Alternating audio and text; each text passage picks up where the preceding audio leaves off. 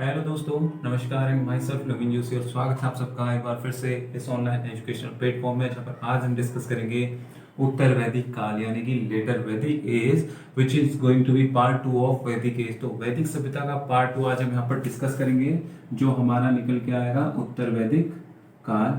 तो वैदिक काल की अगर बात करें, इसको वैदिक सिविलाइजेशन भी हम नाम दे सकते हैं।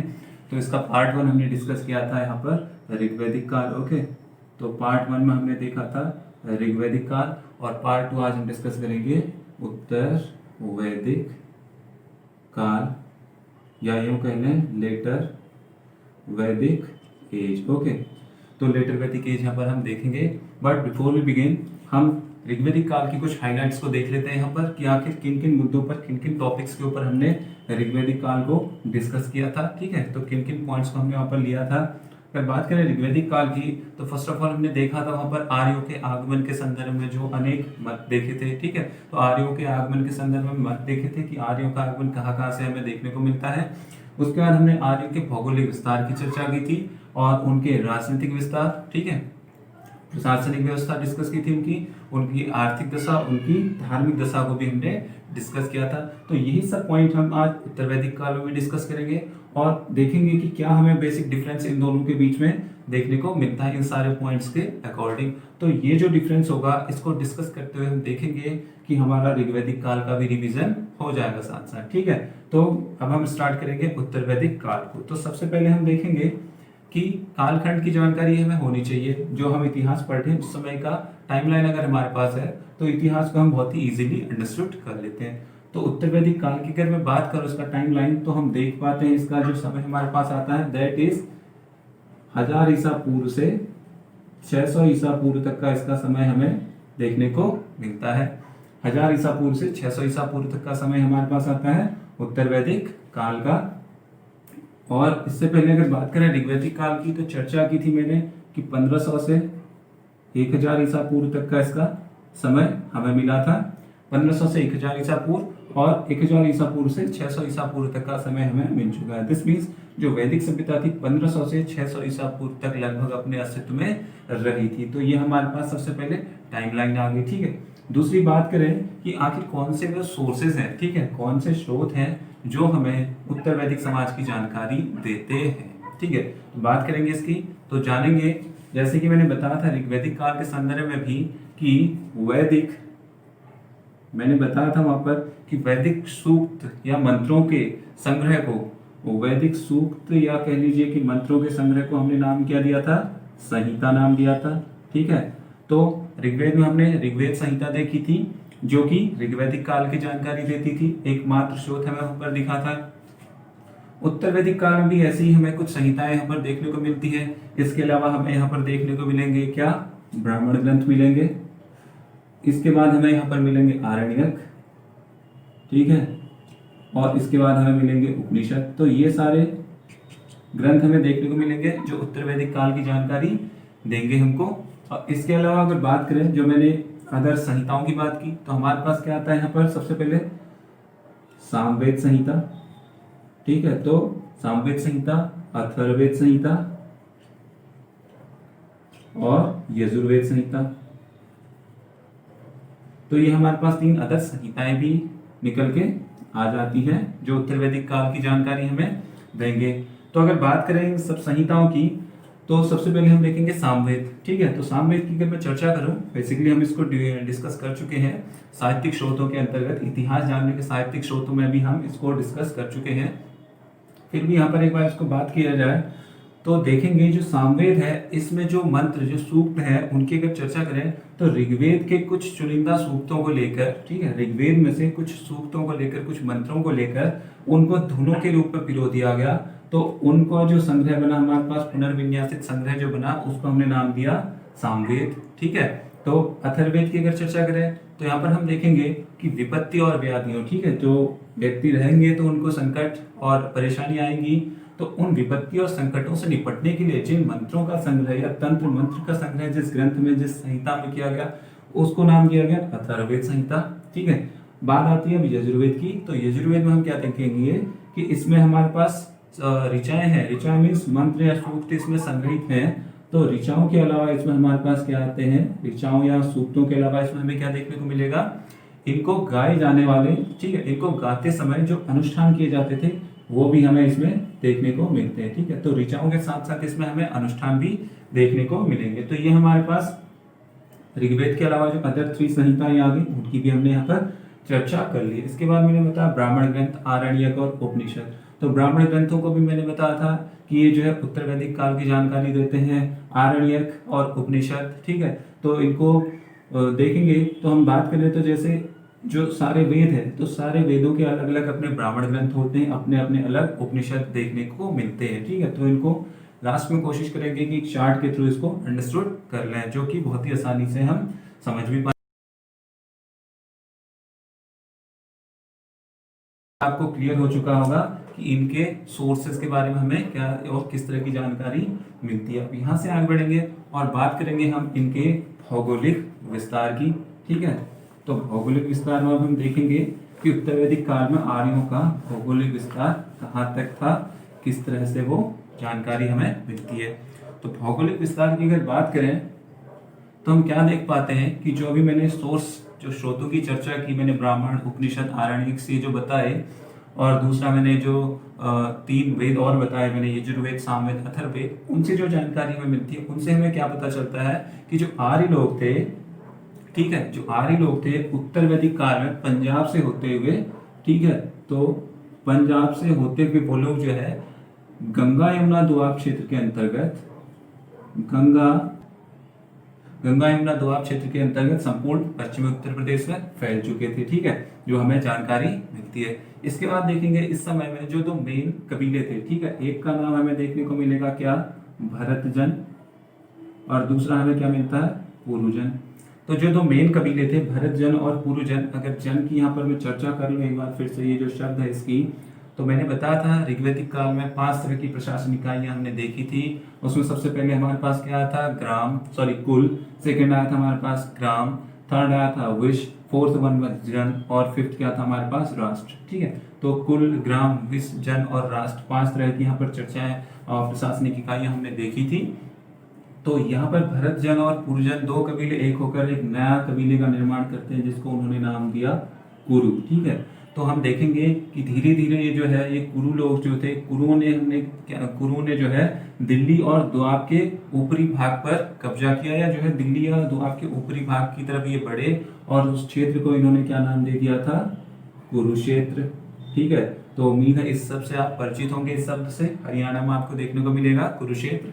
तो कुरुक्षेत्र नामक एक नई जगह इन्होंने बसाई, इस जगह को स्थापित किया, और देखेंगे ये जो कुरुक्षेत्र है यह जो है भारत युद्ध के लिए प्रसिद्ध है। ठीक है, तो भारत युद्ध के लिए प्रसिद्ध है, और इसकी जानकारी हमें किससे मिलती है भैया, महाभारत में मिलती है इसकी जानकारी। ठीक है, तो महाभारत से परिचित होंगे सब लोग कि ये जो है 950 ईसा पूर्व के आसपास हमें जानकारी मिलती है कि इस समय ये युद्ध लड़ा गया था। और बात करें इसमें जो पार्टीज थी, जो 2 पार्टीज थी, उसमें हम क्या देख पाते हैं कि दोनों जो है कुरुवंशीय थे। ठीक है, तो कौरव और जो पांडव दोनों लोग थे, दोनों कुरुवंशीय थे, और दोनों के बीच में महाभारत का युद्ध हुआ था, जिसका पुराना नाम हम क्या देख पाते, भारत युद्ध हुआ था, जिसकी जानकारी हमें मिलती है महाभारत ग्रंथ के अंतर्गत। और महाभारत की अगर बात करें तो लगभग माना जाता है कि 4वीं सदी में जो है इस ग्रंथ की रचना की गई थी। ठीक है, तो 4वीं सदी में महाभारत की रचना की गई। तो यहाँ पर हमने देखा कि आर्यों का विस्तार जो है कुरुक्षेत्र के आसपास में, या जो है उस वेस्टर्न यूपी की तरफ, और जो है दिल्ली के आसपास के एरिया में देखने को मिलता है। अगर इसी संदर्भ में अगर यहाँ पर एक और पॉइंट डिस्कस कर लें कि ऋग्वैदिक काल में हमने क्या बात की थी आर्यों के निवास स्थान के बारे में, तो हमने क्या देखा था, वहां पर आर्यों का निवास स्थान हमने डिस्कस किया था सप्तसैंधव क्षेत्र। ठीक है, तो सप्तसैंधव क्षेत्र को हमने वहां पर डिस्कस किया था। मैंने बताया था कि सिंधु और उसकी सहायक नदियों के आसपास के क्षेत्र में आर्यों का निवास स्थान उस समय हमें देखने को मिला था। अब यहाँ से आगे बढ़ेंगे और बात करेंगे यहाँ पर हम आर्यों की सामाजिक स्थिति की। ओके,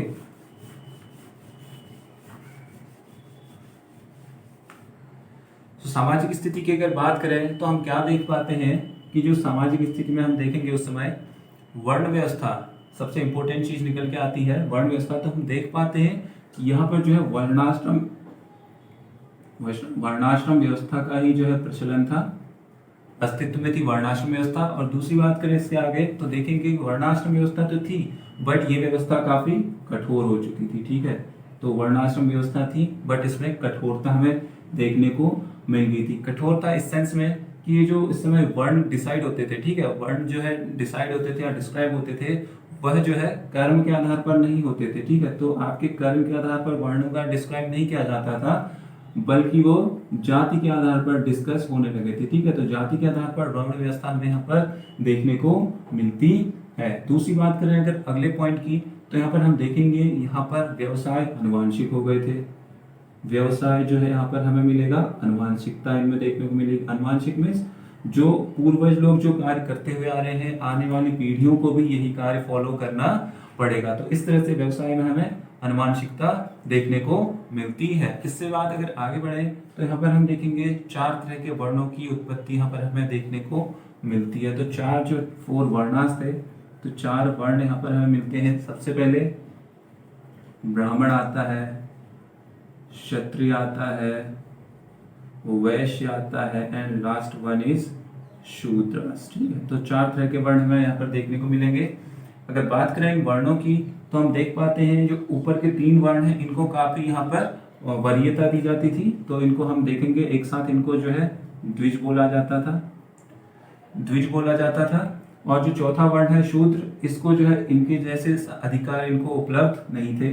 तो ब्राह्मण क्षत्रिय वैश्य तीनों के लिए द्विज शब्द का प्रयोग किया गया है और शूद्रों को काफी असमानताएं यहाँ पर देखने को मिलती हैं। तो ऐसा माना जा सकता है कि इसी काल से जो है शूद्रों की अवनति का काल जो है डाउनफॉल यहाँ से देखने को मिलता है। ठीक है, तो ब्राह्मण क्षत्रिय वैश्य के लिए द्विज शब्द का प्रयोग हमें देखने को मिलेगा। साथ ही साथ हम देखेंगे कि इनको उपनयन संस्कार का अधिकार भी प्राप्त था, उपनयन संस्कार भी इनको मिलता था। दिस मीन्स ये लोग गायत्री मंत्र का भी उच्चारण कर सकते थे, जबकि शूद्रों के लिए ये भी अलाउड नहीं था, उपनयन संस्कार अलाउड नहीं था। और बात करें इसके साथ ही साथ यहाँ पर एक और पॉइंट की तो इस समय हम देखेंगे कि स्त्रियों को भी यहाँ पर उपनयन संस्कार अलाउड नहीं था। ठीक है, तो स्त्रियों की दशा का भी यहाँ पर ही हम वर्णन करते हुए चले तो स्त्रियों की दशा हम देखेंगे कि इस समय में जो है काफी उनको भी जो है अवनति काल शुरू हुआ, तो उनको भी बहुत सारे अधिकारों से वंचित रखा गया। तो उनकी स्थिति में गिरावट हमें देखने को मिलती है स्त्रियों की दशा में। फर्स्ट पॉइंट मैंने डिस्कस किया कि इनको जो है यहाँ पर शूद्रों के समान उपनयन संस्कार का अधिकार नहीं था, जबकि वैदिक काल में हमने डिस्कस किया था कि स्त्रियों को उपनयन संस्कार का अधिकार था, सभा और समितियों में प्रतिभाग करती थी। ठीक है, तो यहाँ पर हम अभी डिस्कस करेंगे राजनीतिक इकाइयों में, प्रशासनिक इकाइयों में। तो यहाँ पर हम देख लें कि सभा और समिति में भी इनको प्रतिभाग करने नहीं दिया गया यहाँ पर। फिर भी इसके अलावा हम देखेंगे कुछ महिलाएं यहाँ पर विदुषी स्त्रियां हमें देखने को मिलती हैं जो कि शास्त्रार्थ के करने के लिए काफी प्रचलित हुई। या विदुषी स्त्रियों की बात करें तो नाम आते हैं उनके गार्गी, मैत्रेयी और काशकृत्सनी। तो ऐसे ही कुछ नाम हमने ऋग्वैदिक काल में भी चर्चा की थी। ठीक है, तो मैंने बताया कि स्त्रियों की दशा में इस समय में हमें गिरावट देखने को मिलेगी, उपनयन संस्कार से उनको वंचित कर दिया गया था। साथ ही साथ यहाँ पर हम देखेंगे कि उनको सभा और समिति जो उस समय की जो सामाजिक संस्थाएं थी उनमें भी उनका प्रवेश वर्जित हो गया था। और इसके साथ ही साथ हम देखेंगे कि पैतृक संपत्ति में भी इनके अधिकारों को रोक दिया गया था। ठीक है, तो पैतृक संपत्ति में भी इनके अधिकारों को रोक दिया गया। बात फिर से यहाँ पर करते हैं तो मैंने बताया कि 4 वर्ण हमारे पास आते थे, ब्राह्मण क्षत्रिय वैश्य और शूद्र। अपर 2 वर्ण की अगर बात करें तो ये जो है इनको काफी सारी सुविधाएं यहाँ पर उपलब्ध हमें देखने को मिलती है। सबसे पहले डिस्कस करें वैश्य की तो हम देखेंगे क्या कि इस समय में जो उत्तर वैदिक काल में एकमात्र वर्ण जो टैक्स चुका था, जो कर चुका था वो कौन सा था? वैश्य था। तो वैश्य लोग यहाँ पर कर देते थे। दूसरी बात करें अगर ब्राह्मण और क्षत्रिय की तो क्या देखेंगे कि ब्राह्मण और क्षत्रिय जो लोग थे वो दोनों जो वर्ण थे वैश्य द्वारा दिए गए कर पर ही अपने जीवन यापन को करते थे। तो जो वैश्य लोग जो कर चुकाते थे उस पर जीवन यापन करते थे ब्राह्मण और क्षत्रिय। जबकि शूद्र का क्या कार्य हमें मिलता है? शूद्र जो लोग थे वो जो है अपर 3 वर्णों की यहाँ पर सेवा करते थे। ठीक है, तो 3 वर्णों की सेवा करते थे शूद्र और इसी तरह से इनके कार्य हमें देखने को मिलते हैं। नेक्स्ट अगर बात करें तो हमें मिलता है क्या? ऋग्वैदिक समाज उत्तर वैदिक समाज था पितृसत्तात्मक समाज था। दिस मीन्स परिवार का मुखिया कौन था? पिता था। अगर आपसे पूछ लिया जाए कि एकमात्र ऐसा समाज, एकमात्र ऐसी सभ्यता या समाज या इतिहास का ऐसा कौन सा हिस्सा हमने डिस्कस किया जिसमें हमें मातृसत्तात्मक समाज हमने देखा था, तो वो था कौन सा, हड़प्पा सभ्यता या सिंधु घाटी सभ्यता में हमें मातृसत्तात्मक समाज देखने को मिला था। तो यहाँ पर हमने देखा पितृसत्तात्मक समाज था, दिस मीन्स परिवार का मुखिया कौन था, पिता होता था। आगे की अगर बात करें तो गोत्र व्यवस्था इस काल में हमें देखने को मिलती है। तो गोत्र व्यवस्था की भी यहाँ पर, ठीक है, गोत्र सिस्टम भी यहाँ पर हमें देखने को मिलता है। अगर बात करें गोत्र सिस्टम की तो हम देखेंगे यहाँ पर जो पहले पहले इसका अनुवाद जो अर्थ लिया जाता था वो क्या था, ऐसा स्थान जहां पर समूचे कुल का गोधन एक साथ रखा जाता था। तो समूचे कुल का गोधन जहां पर एक साथ रखा जाता था उसको हमने नाम क्या दिया था, गोत्र। बाद में बात करें तो धीरे धीरे जैसे जैसे इसका मीनिंग चेंज होने लगा, तो इसका मीनिंग क्या आने लगा कि ऐसे पुरुष के वंशज के रूप में, ठीक है। तो इसमें क्या आने लगे कि गोत्र जो है एक मूल पुरुष के वंशज के रूप में लिया जाने लगा, ठीक है, मूल पुरुष के वंशज के तौर पर जो है इसको डिस्कस किया जाने लगा। अगर बात करें इसकी तो हमें यहाँ पर बेसिकली 7 तरह के, जहां तक मेरा आइडिया, तो 7 तरह के, क्योंकि सप्तऋषि हमें देखने को मिलते हैं, तो मुझे ऐसा लगता है कि 7 तरह के गोत्र अभी हमें देखने को मिलते हैं। तो अपने लेवल पर आप इसको एक बार चेक कर लेंगे, ठीक है। तो ये कुछ हमें यहाँ पर जानकारी मिलती है। इसके बाद हम आगे बढ़े और देखेंगे, हम देखेंगे इसका जो सर्वप्रथम उल्लेख हमें मिलता है वो किसमें मिलता है, जाबालोपनिषद। तो इसमें हमें 4 तरह के आश्रम देखने को मिलते हैं। उनमें से क्या है, जैसे ब्रह्मचर्य,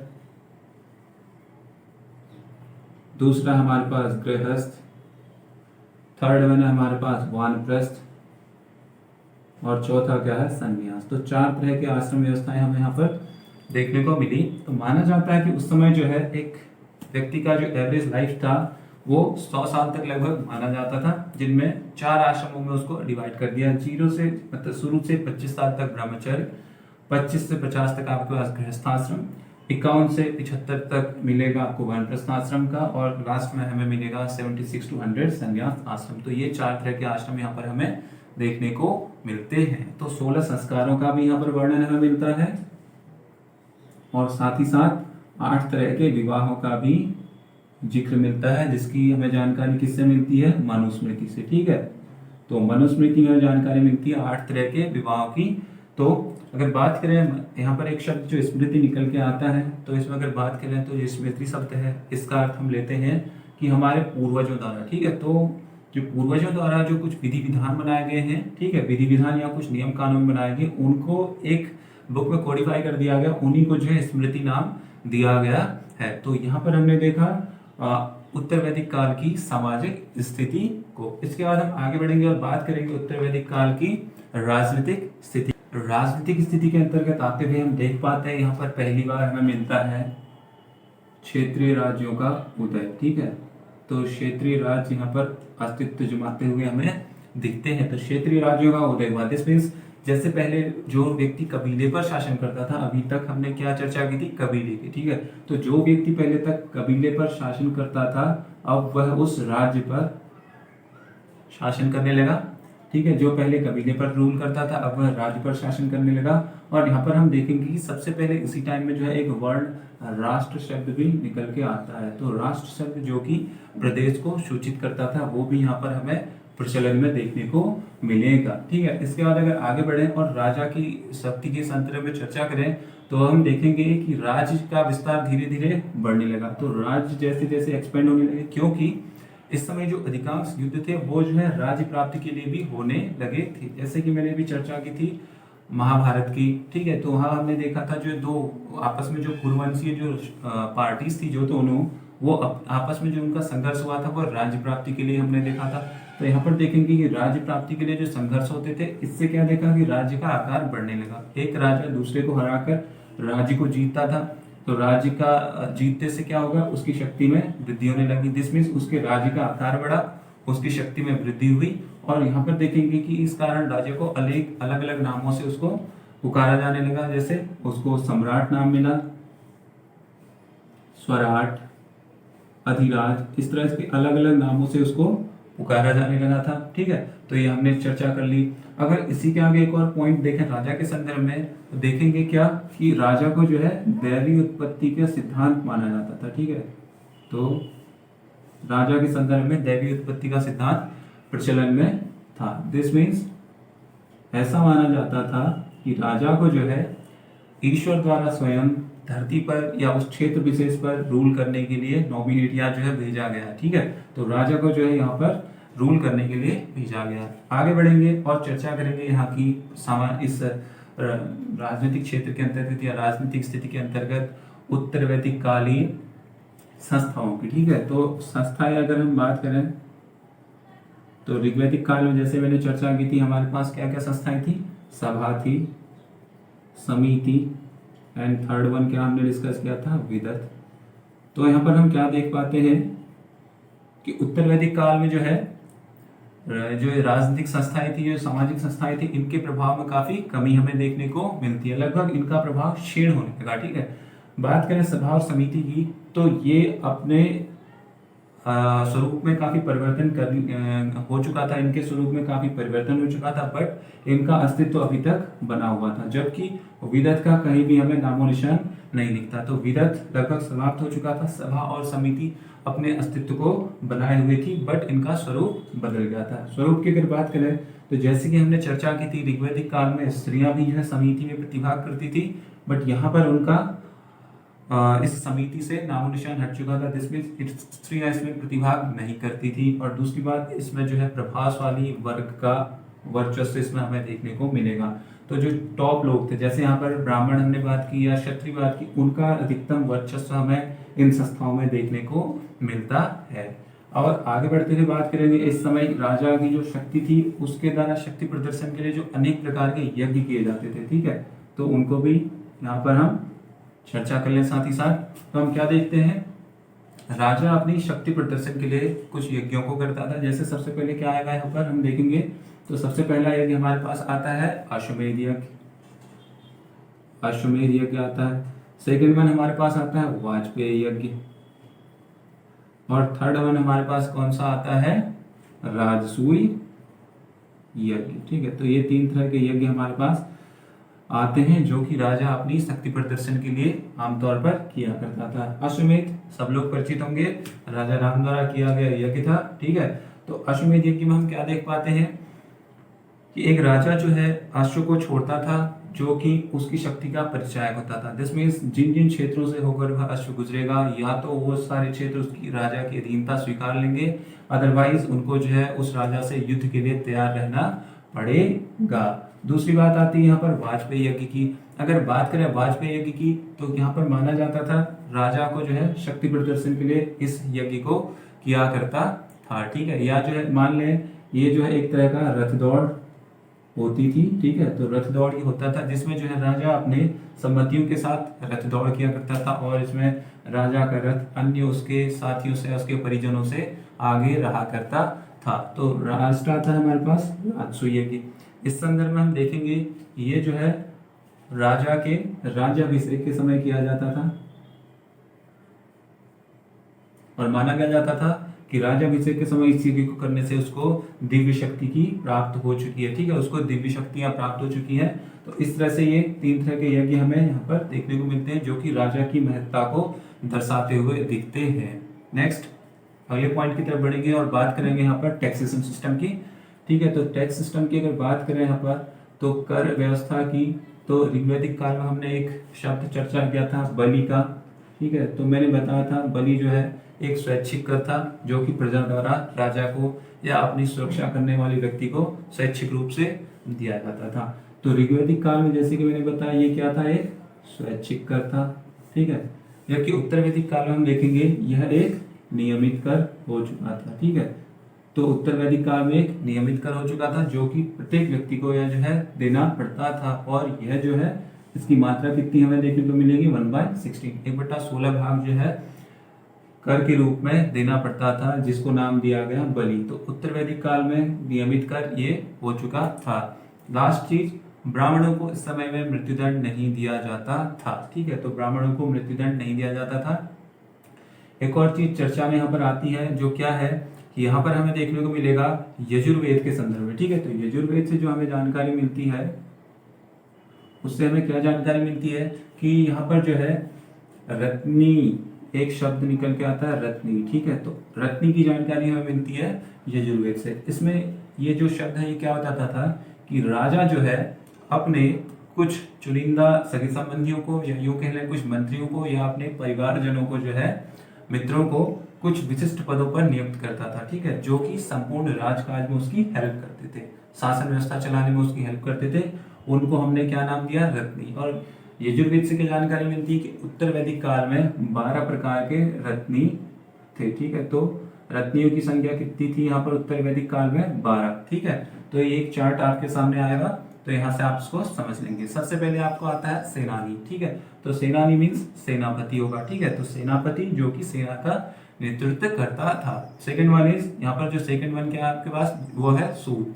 सूत मीन्स राजा का सारथी जो रथ वगैरह चलाता था। ठीक है, थर्ड क्या आपके पास, ग्रामणी। ग्रामणी चर्चा कर चुके थे, गांव के मुखिया को ग्रामणी नाम दिया जाता था। नेक्स्ट क्या है, भागदूत। भागदूत मीन्स जो व्यक्ति कर का या टैक्स कलेक्ट करता था उसको नाम दिया गया भागदूत। नेक्स्ट हमारे पास आता है संग्रहिता।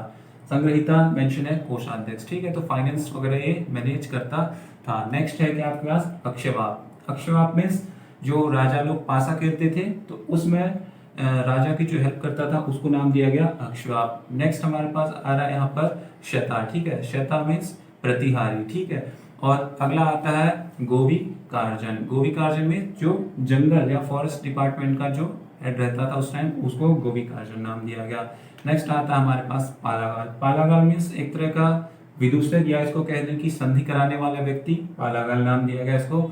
और अगले अगर बात करें अगली चीज की तो आता है महिषी। महिषी मीन्स मुख्य रानी, जो राजा की मुख्य पटरानी होगी उसका नाम, उसको जो है महिषी नाम दिया गया। तो ये सारे लोग जो है रत्नियों के समय, तो राजा किसी भी विशिष्ट परिस्थिति के लिए इन सबसे सलाह मशवरा करता था। और एक दो जो बच गए जैसे पुरोहित, धार्मिक कार्य के लिए राजा का साथी। और लास्ट वन इज युवराज, जो कि राजकुमार के तौर पर उसका हम देख पाते हैं। तो ये हमने 12 तरह के रत्नियों की चर्चा भी यहाँ पर कर ली, जो कि उत्तर वैदिक काल की जानकारी हमें, उत्तर वैदिक काल के अंतर्गत इनकी जानकारी हमें मिलती है और यजुर्वेद इस चीज को जानकारी देता है। ठीक है, नेक्स्ट अगर आगे बढ़े, नेक्स्ट चीज की अगर बात करें तो हम देखेंगे इस समय की आर्थिक स्थिति की अगर चर्चा करें तो यहाँ पर हम क्या देख पाते हैं, कृषि कार्य की जगह। ठीक है, तो जो है कृषि कार्य की जो है यहाँ पर महत्ता बढ़ चुकी थी। दिस मीन्स पशुपालन की जगह यहाँ पर कृषि कार्य का महत्व बढ़ चुका था। पशुपालन मीन्स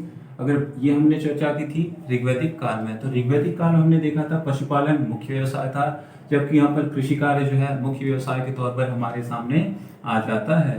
अगर बात करें कृषि कार्य की तो हम क्या देख पाते हैं कि शतपथ ब्राह्मण, जो एक ब्राह्मण ग्रंथ है हमारे पास, शतपथ ब्राह्मण में हमारे पास जो है कृषि कार्य से संबंधित 4 मुख्य क्रियाओं का वर्णन हमें देखने को मिलता है शतपथ ब्राह्मण के अंतर्गत। अगर उन क्रियाओं की अगर बात करें तो हम देखेंगे कि हमारे पास आता है जुताई।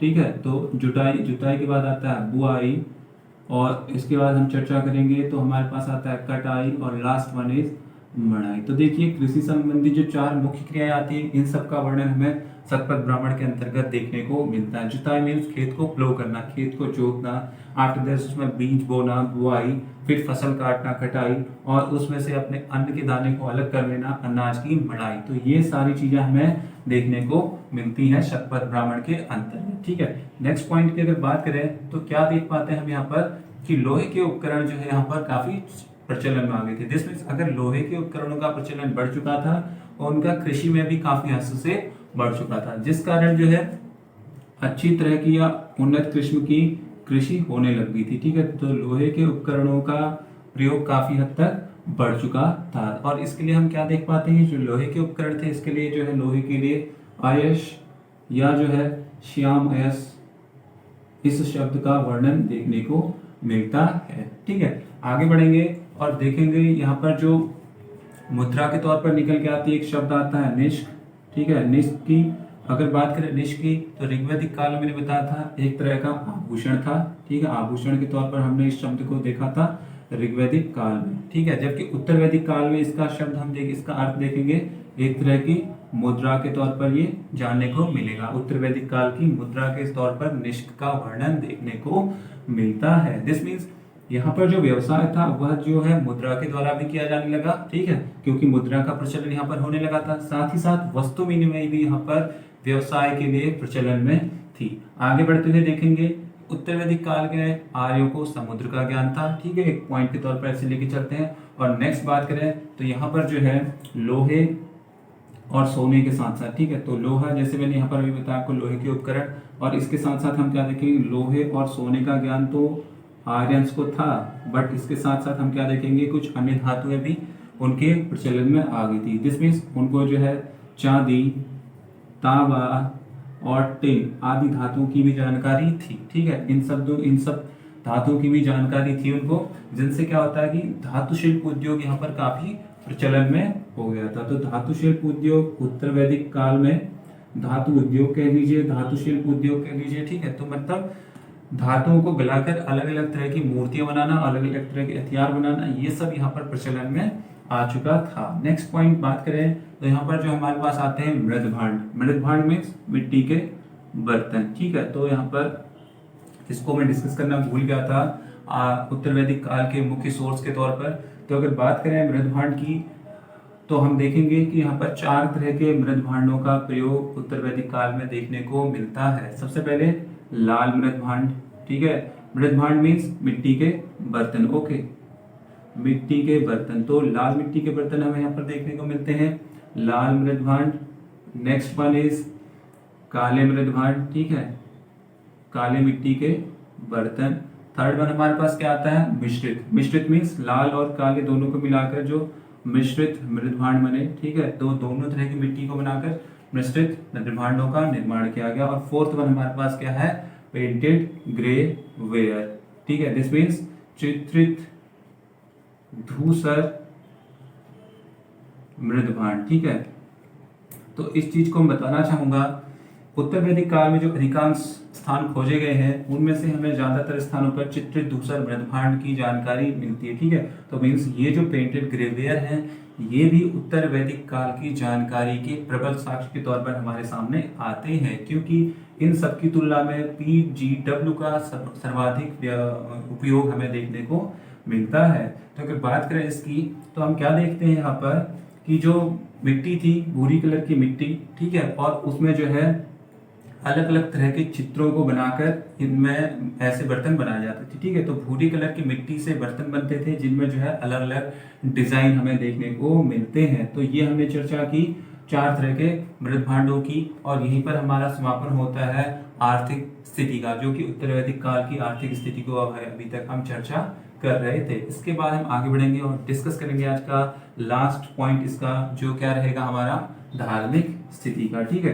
तो धार्मिक स्थिति की, अगर धार्मिक स्थिति की यहाँ पर बात करें तो हम देख पाएंगे कि सेम एज ऋग्वैदिक एज, ठीक है, ऋग्वैदिक काल की तरह यहाँ भी जो भौतिक कर्मकांड, जो धार्मिक कर्मकांड किए जाते थे वो क्यों किए जाते थे, वो किए जाते थे भौतिक सुख समृद्धि की प्राप्ति के लिए, ठीक है। तो ऋग्वैदिक काल में मैंने चर्चा की थी कि पुत्र प्राप्ति के लिए या जो है पशु प्राप्ति के लिए इस तरह के धार्मिक कर्मकांड किए जाते थे, जबकि उत्तर वैदिक काल में भी हमें सेम चीज देखने को मिलेगी। यहाँ पर एक चीज और क्या है कि युद्ध में विजय के लिए भी जो है इस तरह के धार्मिक कार्य किए जाते थे। जैसा कि अभी हमने डिस्कस किया, राज्य विस्तार भी यहाँ पर एक मुख्य कार्य के तौर पर हम देख पाएंगे, ठीक है। तो राजा जो है अपने राज्य का विस्तार करने लगा, अनेक तरह के यज्ञ वो करता था, तो खुद की वीरता प्रदर्शित करता था।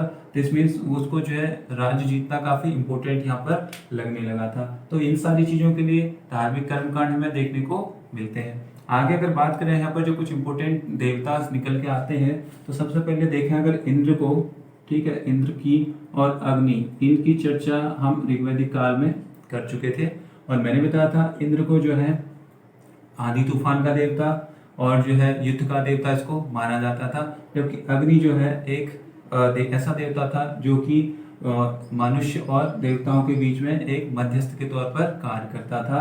अग्नि के लिए वहां पर हमने देखा 200 मंत्रों को समर्पित किया गया था, जबकि इंद्र के लिए जो है 250 सूक्त समर्पित थे। काफी महत्व इस चीज से हमें देखने को मिलता है, इनको समर्पित सूक्तों से, कि इनको वहां पर काफी महत्व दिया गया था। बट यहाँ पर हम देखेंगे कि इनके महत्ता में कमी हमें देखने को मिलेगी। इंद्र के स्थान पर हम देख पाएंगे कि यहाँ पर जो इंद्र का स्थान था वो किसने ले लिया था, प्रजापति ने।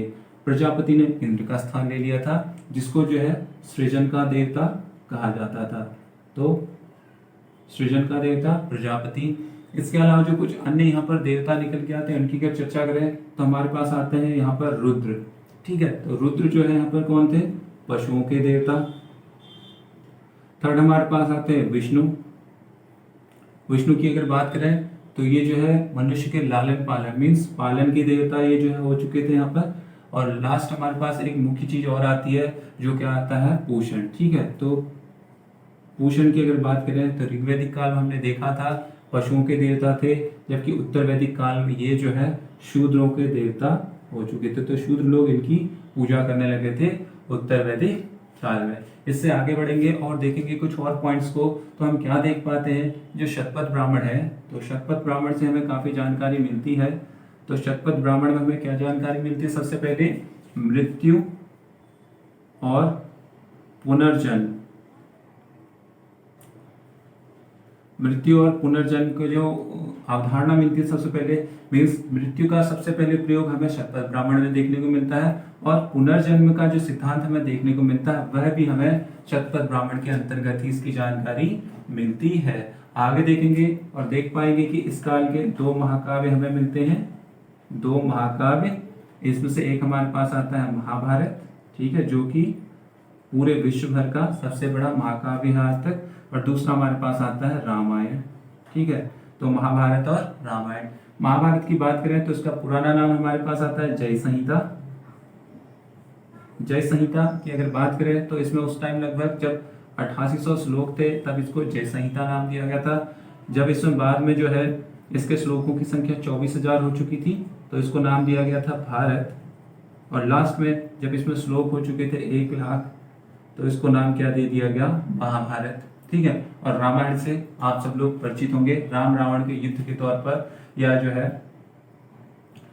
आप लोग राम रावण के युद्ध के तौर पर आप लोग इसको जानते हैं। ठीक है, तो राम जी का वर्णन इसमें हमें देखने को मिलता है। और महाभारत को भी बता चुके हैं कि कुरुवंश के जो 2 पार्टीज थी, कौरव पांडवों के युद्ध के तौर पर या जो है युद्ध की जानकारी इसमें हमें मिलती है। नेक्स्ट बढ़ते हैं नेक्स्ट पॉइंट की तरफ। तो यहाँ पर हम देखेंगे उत्तर वैदिक काल में ही जो है मूर्ति पूजा का प्रचलन होने लगा। मूर्ति पूजा का प्रचलन यहाँ पर हम देखेंगे। और साथ ही साथ क्या देखते हैं, यहाँ पर जो अलग अलग वेद थे, जो 4 तरह के वेद थे, उनके अलग अलग पुरोहित हमें देखने को मिलते हैं। इसको वैसे भी डिस्कस कर चुका हूँ, फिर भी यहाँ पर हम बताते चुके चलेंगे। जैसे यहाँ पर है हमारे पास ऋग्वेद, सेकेंड वन हमारे पास है यजुर्वेद, थर्ड है हमारे पास Samaveda, and last one is Atharvaveda. तो हर वेद का अपने अलग अलग ब्राह्मण हमें देखने को मिलेगा। तो ऋग्वेद की अगर बात करें तो जो पुरोहित इसके मंत्रों का उच्चारण करता था उसको नाम दिया गया था होत्री। ठीक है, ऋग्वेद का उच्चारण करने वाला पुरोहित होत्री नाम दिया गया उसको।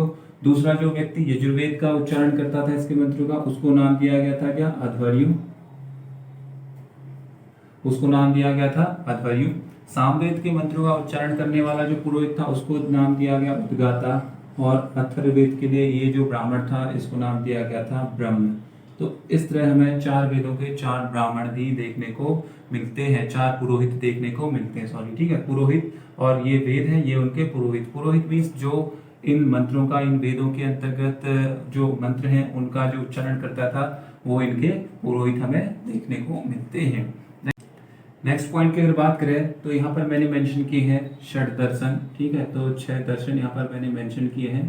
तो 6 दर्शन और उनके प्रवर्तक यहाँ पर मैंने मेंशन किए हैं हमारे पास दर्शन, और ये है उनके प्रवर्तक। तो क्या दिखता है कि उत्तर वैदिक काल में जो है बहुदेववाद, षड दर्शन, इन सब चीजों का बीजारोपण यहाँ पर हमें देखने को मिला। तो देखिए, सांख्य दर्शन के प्रवर्तक है हमारे पास कपिल, योग दर्शन के लिए पतंजलि, न्याय दर्शन के लिए गौतम, वैशेषिक के लिए कणाद, और मीमांसा के लिए जैमिनी। इसको हम नाम देते हैं पूर्व मीमांसा और उत्तर मीमांसा भी इनको नाम दे दिया जाता है। जैसे वेदांत के लिए हम नाम देंगे उत्तर मीमांसा, और मीमांसा को हम पूर्व मीमांसा भी कह देते हैं। ठीक है, तो वेदांत के लिए बादरायण। ठीक है, तो ये हमारे पास षड दर्शन और उनके प्रवर्तक हमारे पास निकल के आ गए। इसके अलावा एक और यहाँ पर आता है चारवाक दर्शन।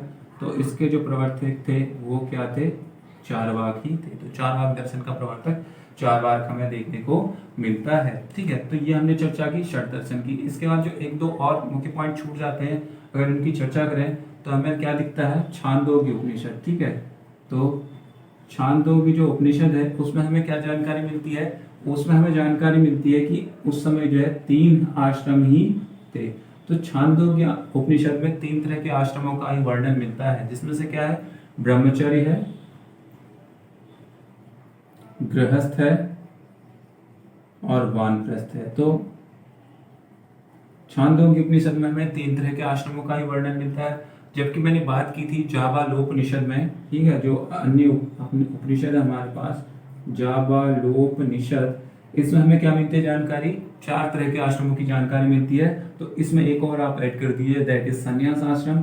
तो जाबालोपनिषद हमें जानकारी देता है 4 तरह के आश्रमों की। ठीक है, तो इसके बाद एक जो पॉइंट रह गया उसको हम यहाँ पर लेके चलते हैं कि जो सर्वप्रथम शतपथ ब्राह्मण जो हमने अभी तक चर्चा की थी, उसमें ही जो है स्त्रियों को अर्धांगिनी नाम दिया गया था। अर्धांगिनी उसमें स्त्रियों को माना गया। ठीक है, तो शतपथ ब्राह्मण में मैंने बताया स्त्रियों को अर्धांगिनी माना गया, उसके अंतर्गत ही हमें ये जानकारी मिलती है। और जो लास्ट चीज है उसको बताना चाहूंगा, मनुस्मृति के अंतर्गत एक काफी इंपोर्टेंट चीज आपने बार बार पढ़ी होगी, यत्र नार्यस्तु पूजन्ते। ठीक है, तो जहाँ नारियों की पूजा होती है वहाँ देवता निवास करते हैं। तो ये जो श्लोक है ये हमें मनुस्मृति से मिलता है। तो मनुस्मृति में इस चीज का वर्णन हमें देखने को मिलता है। सो ये हमने बात की उत्तर वैदिक काल की धार्मिक स्थिति की। उम्मीद है ये भी आपको क्लियर हो गया होगा। और साथ ही साथ हमने आज देखा उत्तर वैदिक काल का पूरा इतिहास, जिसमें मैंने देखा कि वहाँ पर आर्यों की भौगोलिक स्थिति को, उनकी राजनीतिक, प्रशासनिक और आर्थिक और धार्मिक स्थिति को। So hope it is clear to all of you. और बात करेंगे हम नेक्स्ट टाइम जब मिलेंगे तो जैनिज्म और बौद्धिज्म को लेकर आगे बढ़ने की कोशिश करेंगे। तो thanks for listening and watching and